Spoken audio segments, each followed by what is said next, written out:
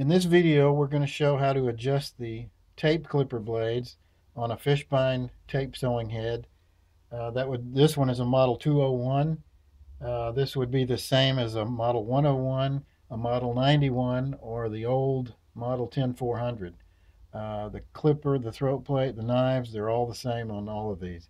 It's a pneumatically operated tape clipper, two air lines coming into two cylinders.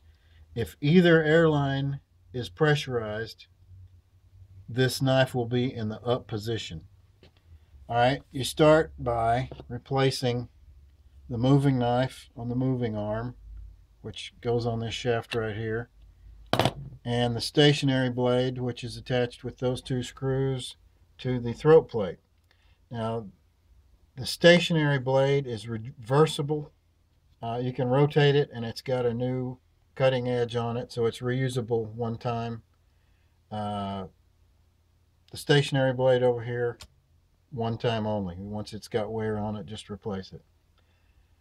We've already put new blades on this one, so it's ready to install and adjust. We already installed. It's ready to adjust. So you begin by loosening the jack screw over here on the left side of the clipper. Now, if it was in the operating position before, it should have already been loose, and the lock nut is just to keep it from vibrating. Loosening, tightening. All right, you rotate clockwise until it contacts the end of the knife shaft. Once it contacts it, you turn it 3/4 of a turn farther. Now, if you were watching, I'm going to do this again. You can look at the shaft. You're going to actually see the shaft push out to the left here. Now, I've just contacted it. Any farther I screw it, you can see it coming out from the seal there. So that's what you're doing, is you're actually pushing the shaft against the internal spring. You're preloading the spring. So contact, 3/4 of a turn. All right, that's where we're going to install this. Now, the other thing we need to do is we want to make sure it is in the up position. So I'm going to turn on the air. And so now this is ready to have the knife installed. I have a little rig here where I have air hoses going to both cylinders and a small valve that just alternates between the two. It doesn't matter which one has the pressure on it. Either one, the position is going to be up. So we put the arm on with the new blade.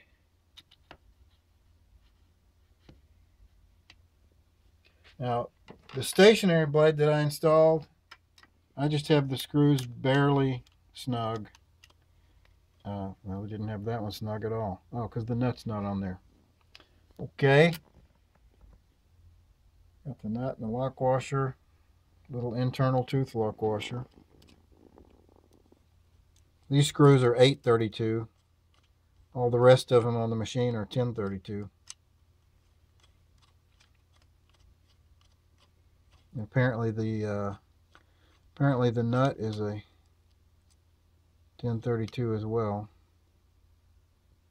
Oh, it sure is. That's no good.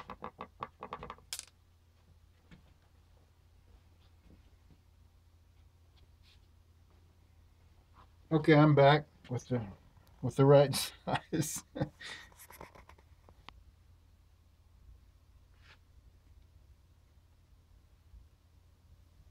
All right, 832 nut and lock washer.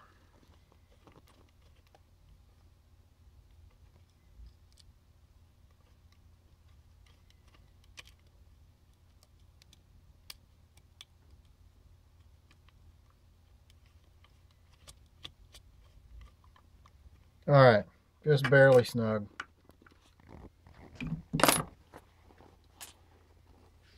So with the knife shaft in the up position, you want to position the blade so that the finger of the blade, the little finger extension there, is about flush with the bottom of the throat plate. Some of the old manuals, maybe the new ones, say have it flush with the bottom of the blade instead, but I just like it a little lower. That's just me. Doesn't matter. Anywhere between the two. And that's the set screw.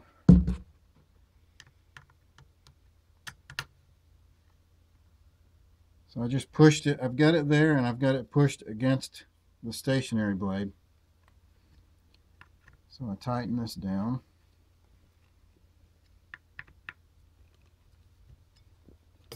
All right.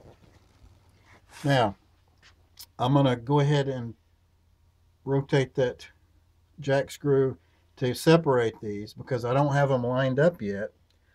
I don't want to make one cut with the air and ruin the blades just right away. So now that I've got it separated, I'm going to turn off my air. And then I'm going to operate my valve a couple of times to bleed that air off. So now here is where the adjustment starts. I'm backing the screw off, bringing the moving knife against the stationary knife, and you can see it looks like it's going to hit on this corner before it hits back here. Now I've contacted right down here. I've got a small gap up there that you can see. There, you can see they're contacting here, and there's a little bit of a gap. It's just a very, very small V there. All right, so after it contacts, as I'm loosening this set screw, I'm going to rotate it about 1/8 of a turn farther counterclockwise to get the parts in here to kind of relax, and it's going to be in its position that it's going to be operating. Now I can take the top of this blade and push it against the moving blade and take up that little gap. The way this works is that this screw down here is the pivot point. The screw in the throat plate below here is a little bit oversized, so this thing can pivot. You can, get the angle that you need to match this blade with the stationary blade. So I'm going to go ahead and tighten them.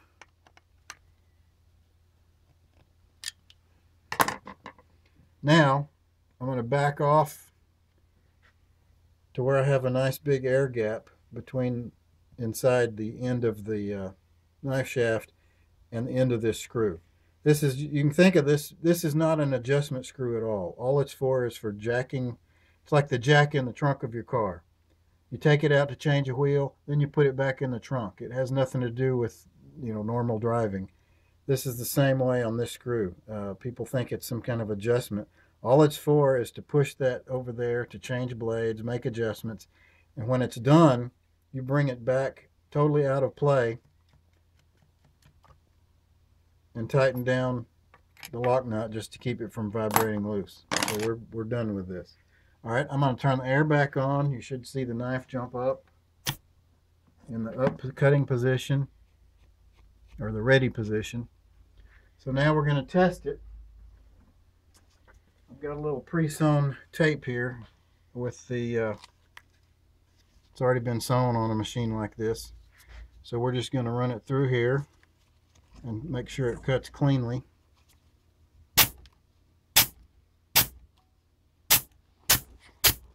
And by cleanly, you want it to where you don't see any tearing of the tape. And you also don't see any